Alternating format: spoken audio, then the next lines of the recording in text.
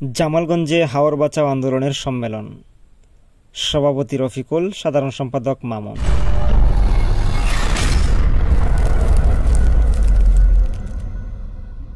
কৃষক বাঁচলে দেশ বাঁচবে, এই স্লোগানকে সামনে রেখে সুনামগঞ্জের জামালগঞ্জ উপজেলায় হাওর বাঁচাও আন্দোলনের সম্মেলন অনুষ্ঠিত হয়েছে।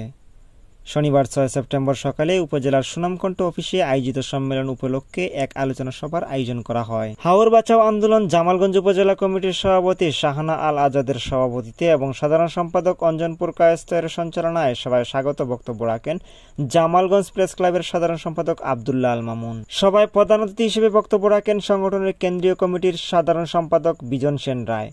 বিশেষ অতিথি হিসেবে বক্তব্য রাখেন জামালগঞ্জ উপজেলা বিএনপির সাবেক সভাপতি মোহাম্মদ আব্দুর রব, কেন্দ্রীয় যুগ্ম সাধারণ সম্পাদক কে কুদরত পাশা, সুনামগঞ্জ জেলা কমিটির সভাপতি ইয়াকুব বখত বাহলুল, ভারপ্রাপ্ত সাধারণ সম্পাদক জিয়াউর রহমান, শান্তিগঞ্জ উপজেলার সাধারণ সম্পাদক আবু সাইদ, জামালগঞ্জ সরকারি কলেজের অবসরপ্রাপ্ত অধ্যক্ষ রফিকুল ইসলাম বিন বাড়ি, জামালগঞ্জ প্রেস ক্লাবের সাবেক সভাপতি ওয়ালিউল্লাহ সরকার, জামালগঞ্জ ব্যবসায়ী সমিতির সভাপতি মোহাম্মদ মুজিবুর রহমান, উপজেলা বিএনপির আহ্বায়ক কমিটির সদস্য আলী আক্কাস মুরাদ, হালিরহাওরের কৃষক মাহসুদুর রহমান মকসুদ, আমিনুল ইসলাম মনি, পাগনারহাওরের কৃষক সানোয়ার হোসেন, আমিনুদ্দিন, শিক্ষক আলী আমজদ প্রমুখ।